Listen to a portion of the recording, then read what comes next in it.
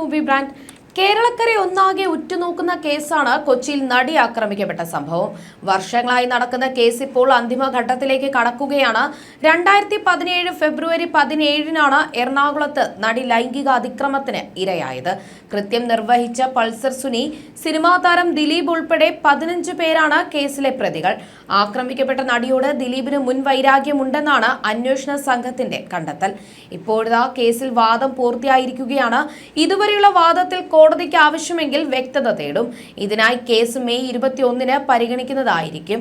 അതിനുശേഷം വിചാരണ കോടതി കേസ് വിധി പറയാൻ മാറ്റും. 7 വർഷവും 1 മാസവും നീണ്ട വിചാരണ നടപടികളാണ് ഇപ്പോൾ പൂർത്തിയായിരിക്കുന്നത്. കേസിൽ CBI അന്വേഷണം ആവശ്യപ്പെട്ടുള്ള 8ാം പ്രതിയും നടനുമായ ദിലീപിന്റെ ഹർജി ഹൈക്കോടതി ഡിവിഷൻ ബെഞ്ച് നേരത്തെ തള്ളിയിരുന്നു. വിചാരണ അവസാന ഘട്ടത്തിലെന്ന് നിരീക്ഷിച്ചായിരുന്നു നടപടി. ജസ്റ്റിസുമാരായ P. കൃഷ്ണകുമാർ, A. മുഹമ്മദ് മുസ്താഖ് എന്നിവരുടേതായിരുന്നു വിധി. കേസിലെ വിചാരണക്കെതിരെയുള്ള പ്രതിരോധമായാണ് CBI അന്വേഷണമെന്ന ആവശ്യം ദിലീപ് ഉയർത്തുന്നതെന്ന നിരീക്ഷണത്തോടെ നടന്റെ ആവശ്യം ഹൈക്കോടതിയുടെ ഡിവിഷൻ ബെഞ്ച് തള്ളിയത്. വിചാരണ അവസാന ഘട്ടത്തിൽ എത്തിയെന്നത് വിലയിരുത്തിയാണ് ഹർജി തള്ളിയത്. നേരത്തെ ഹൈക്കോടതി സിംഗിൾ ബെഞ്ച് ഹർജി തള്ളിയതിനെ തുടർന്നാണ് ദിലീപ് ഡിവിഷൻ ബെഞ്ചിനെ സമീപിച്ചത്. കേസിൽ നിഷ്പക്ഷ അന്വേഷണത്തിന് കേന്ദ്ര ഏജൻസി വേണമെന്നാവശ്യപ്പെട്ട് 4 വർഷം മുൻപാണ് ദിലീപ് ഹൈക്കോടതിയെ സമീപിച്ചത്. എന്നാൽ കേസിന്റെ വിചാരണക്കിടെ കോടതി ദിലീപിനെ രൂക്ഷമായി വിമർശിച്ചിരുന്നു. കേസിന്റെ നടപടികൾ നീട്ടുന്നതിനായാണ് CBI അന്വേഷണം ആവശ്യപ്പെടുന്നത് എന്ന് കോടതി നിരീക്ഷിച്ചു. കേസിന്റെ വിചാരണ ഏത് ഘട്ടത്തിലാണെന്നും കോടതി സർക്കാരിനോട് ചോദിച്ചിരുന്നു. കേസിന്റെ അന്തിമവാദം കേട്ടതിന് ശേഷമാണ് കോടതി ദിലീപിന്റെ ആവശ്യം തള്ളുകയും ഹർജി തീർപ്പാക്കുകയും ചെയ്തത്. കേസ് ഏത് ഏജൻസി അന്വേഷിക്കണമെന്ന് പ്രതിക്ക് ആവശ്യപ്പെടാനാകില്ലെന്ന് വ്യക്തമാക്കിയാണ് നേരത്തെ ദിലീപിന്റെ ഹർജി സിംഗിൾ ബെഞ്ച് തള്ളിയത്. നടിയെ ആക്രമിച്ച കേസുമായി ബന്ധപ്പെട്ട് വിചാരണ നടപടികൾ എറണാകുളം പ്രിൻസിപ്പൽ സെഷൻസ് കോടതിയിൽ അവസാന ഘട്ടത്തിലാണ്. അന്തിമവാദം പൂർത്തിയാക്കി ജൂണിൽ വിധി പുറപ്പെടുവിക്കുമെന്നാണ് പ്രതീക്ഷിക്കുന്നത്. നടി ആക്രമിക്കപ്പെട്ട കേസിലെ 8ാം പ്രതിയാണ് ദിലീപ്. 2017 ജൂലൈ 10 നടൻ ദിലീപ് അറസ്റ്റിലാകുന്നത്. ഗൂഢാലോചന കുറ്റം ചുമത്തിയായിരുന്നു ദിലീപിനെ പോലീസ് അറസ്റ്റ് ചെയ്തത്. കേസിൽ ദിലീപിനെതിരെ 19 തെളിവുകളുണ്ടെന്നായിരുന്നു അന്ന് പോലീസ് പറഞ്ഞത്.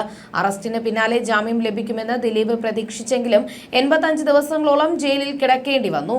ഒടുവിൽ ഒക്ടോബർ 3 ദിലീപിന് ജാമ്യം ലഭിച്ചത്. അന്നു മുതൽ കേസുമായി ബന്ധപ്പെട്ട് മജിസ്ട്രേറ്റ് കോടതിയിലും ഹൈക്കോടതിയിലും സുപ്രീം കോടതിയിലുമായി 50 മുകളിൽ ഹർജികളാണ് നൽകിയത്. ലക്ഷങ്ങൾ ഫീസായി നൽകി ഇന്ത്യയിലെ തന്നെ പ്രബലരായ വക്കീലന്മാരെ നിയോഗിച്ചായിരുന്നു ദിലീപ് ഈ ഹർജികളെല്ലാം സമർപ്പിച്ചത്. ആദ്യം നടി ആക്രമിക്കപ്പെട്ട കേസിലെ ദൃശ്യങ്ങൾ ആവശ്യപ്പെട്ടും ദിലീപ് ഹർജികൾ നൽകി. പിന്നീട് പ്രതിപട്ടികയിൽ നിന്നും ഒഴിവാക്കണമെന്നും കുറ്റവിമുക്തമാക്കണമെന്നും ആവശ്യപ്പെട്ടാണ് കോടതിയിലെത്തിയത്. ഈ വിടുതൽ ഹർജി പിന്നീട് നിയമോപദേശത്തിന്റെ അടിസ്ഥാനത്തിൽ ദിലീപ് പിൻവലിക്കുകയായിരുന്നു. സംവിധായകൻ ബാലചന്ദ്രകുമാറിന്റെ വെളിപ്പെടുത്തലും തുടർന്ന് കേസിൽ തുടരന്വേഷണം നടത്താനുള്ള തീരുമാനത്തിനെതിരെയും ദിലീപ് കോടതിയിലെത്തിയിരുന്നു. കേസിൽ വിചാരണ വൈകുന്നുവെന്ന് ആരോപിച്ചതടക്കം ദിലീപ് ഹർജി നൽകിയിട്ടുണ്ട്. എന്നാൽ ഇതെല്ലാം ദിലീപിന്റെ തന്ത്രങ്ങൾ മാത്രമാണെന്നും വിചാരണ വൈകുന്നുവെന്ന് ആരോപിച്ചുള്ള ഹർജി അടക്കം മനഃപൂർവ്വം കേസ് വൈകിപ്പിക്കാനുള്ള നടന്റെ ശ്രമങ്ങളുടെ ഭാഗമാണെന്നും സർക്കാർ ഹൈക്കോടതിയെ അറിയിച്ചിരുന്നു. തുടരെയുള്ള ഹർജികളിൽ അതിജീവിതയും നടനെതിരെ രംഗത്തെത്തിയിരുന്നു.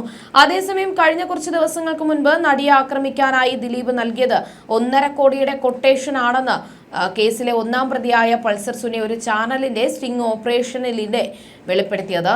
ഇനി തനിക്ക് 80 ലക്ഷം രൂപയോളം കിട്ടാനുണ്ടെന്നും പൾസർ സുനി അവകാശപ്പെടുന്നു.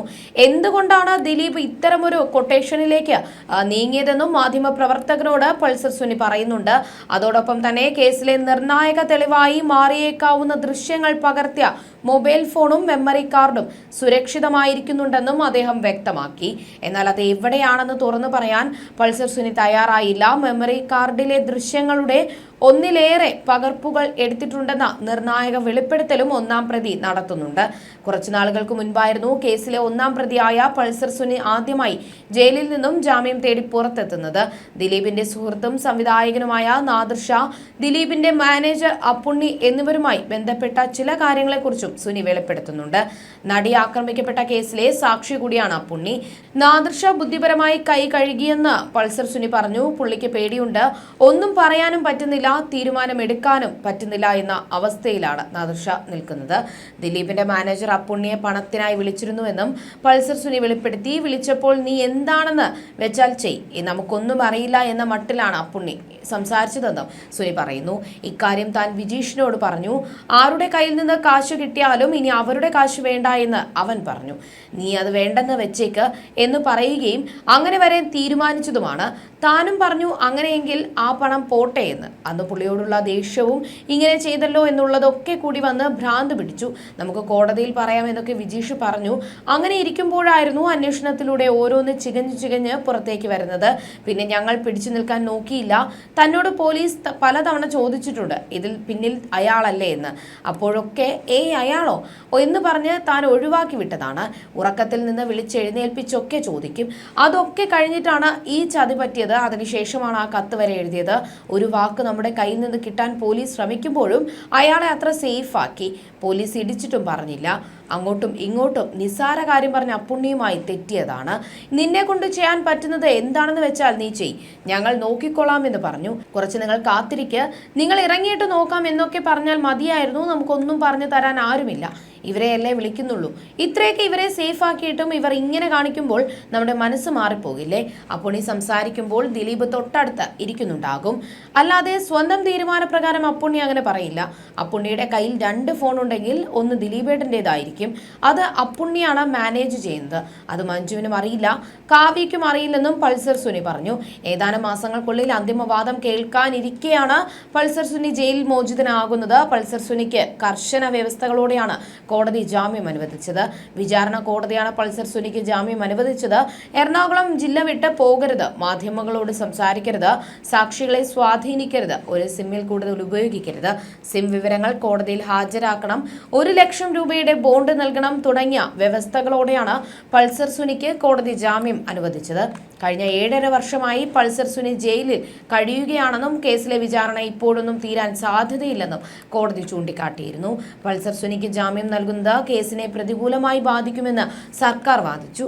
എന്നാൽ സുപ്രീം കോടതി പൾസർ സുനിക്ക് ജാമ്യം അനുവദിക്കുകയായിരുന്നു. ജാമ്യം തേടി 10 തവണയാണ് സുനി മേൽക്കോടതിയെ സമീപിച്ചത്.